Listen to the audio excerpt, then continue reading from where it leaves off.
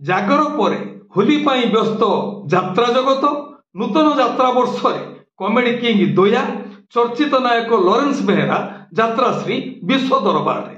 ଯାତ୍ରା ଜଗତର ଚର୍ଚ୍ଚିତ ଯୋଡ଼ି ଟିକି କାହ୍ନା ଯାତ୍ରା ସିଂହ ବାହିନୀରେ।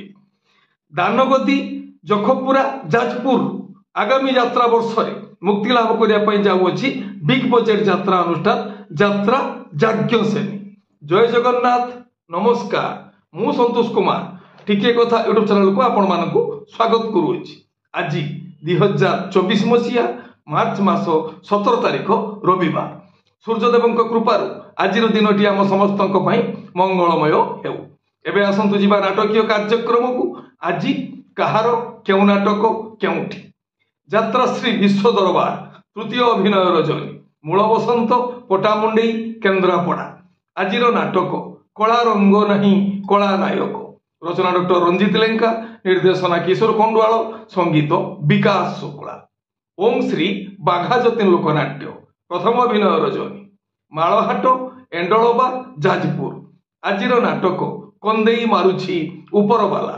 ରଚନା ଡକ୍ଟର ନିହାର ମହାନ୍ତି, ନିର୍ଦ୍ଦେଶନା ଶିବ ସ୍ୱାଇଁ, ସଙ୍ଗୀତ ମିହିର ମହାନ୍ତି।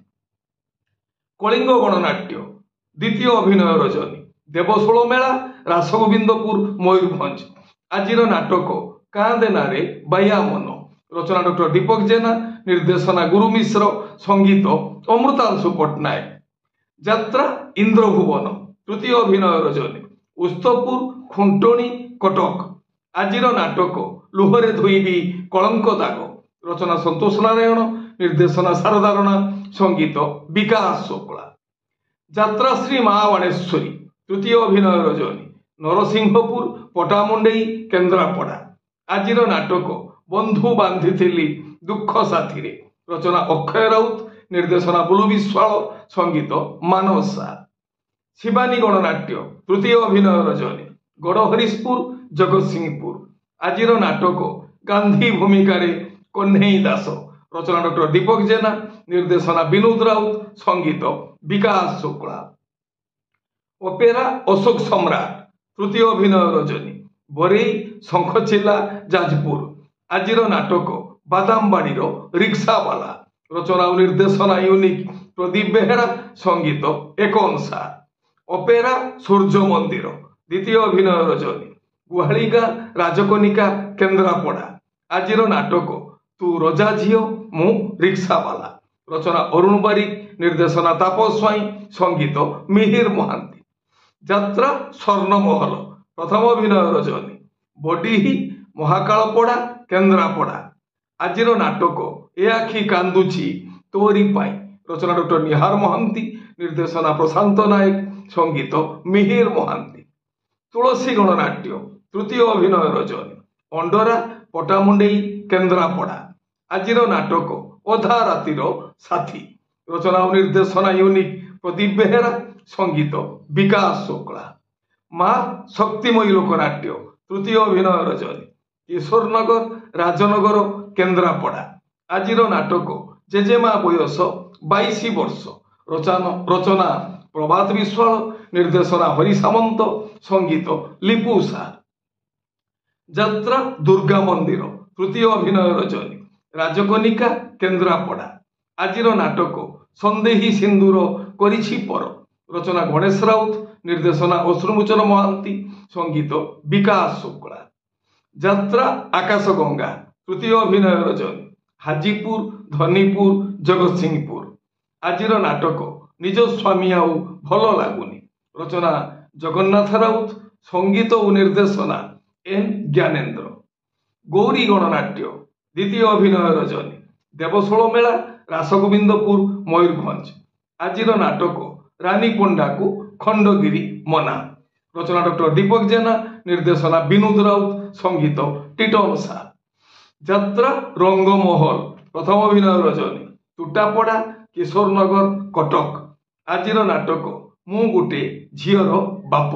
ରଚନା ଓ ନିର୍ଦ୍ଦେଶନା ହରବାରିକ, ସଙ୍ଗୀତ ମିହିର ମହାନ୍ତି। ଯାତ୍ରା ସ୍ୱପ୍ନମହଲ ପ୍ରଥମ ଅଭିନୟ ରଜନୀ।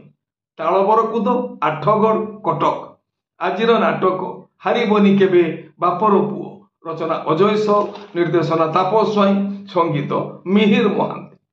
যাত্রা রাজনন্দিনী, দ্বিতীয় অভিনয় রজনী, মাଳଦା ଭଣ୍ଡାରୀ ପୋଖରୀ ଭଦ୍ରକ। ଆଜିର ନାଟକ ରାଜାକୁ ମାଗିଛି ରାଜନନ୍ଦିନୀ। ରଚନା ଇଞ୍ଜିନିୟର ସଚିଶ ସ୍ୱାଇଁ, ନିର୍ଦ୍ଦେଶନା ଇଞ୍ଜିନିୟର ଯୁଗେନ୍ଦ୍ର ମଲ୍ଲିକ, ସଙ୍ଗୀତ ମିହିର ମହାନ୍ତି। କୋଣାର୍କ ଗଣନାଟ୍ୟ, ଦ୍ୱିତୀୟ ଅଭିନୟ ରଜନୀ, ଅର୍ଗଳ ଆଳି କେନ୍ଦ୍ରାପଡ଼ା।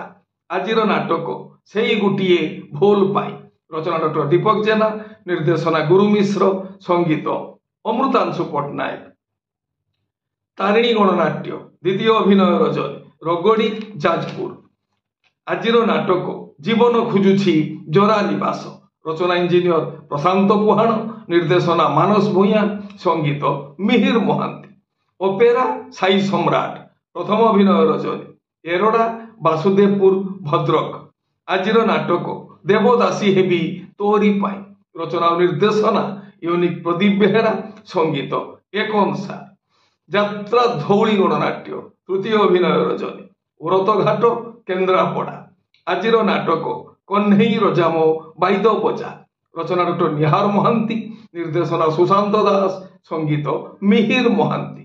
ରାଜଧାନୀ ଅପେରା, ତୃତୀୟ ଅଭିନୟ ରଜନୀ, କୁଶଳେଶ୍ୱର ଦେଉଗାଁ କେନ୍ଦୁଝର। ଆଜିର ନାଟକ ମୁଁ ଏଇଠି ତମେ କେଉଁଠି। ରଚନା ଏନ୍ ଜ୍ଞାନେନ୍ଦ୍ର, ନିର୍ଦ୍ଦେଶନା ଅଶ୍ରୁମୋଚନ ମହାନ୍ତି, ସଙ୍ଗୀତ ଏକ ଅନୁସାର।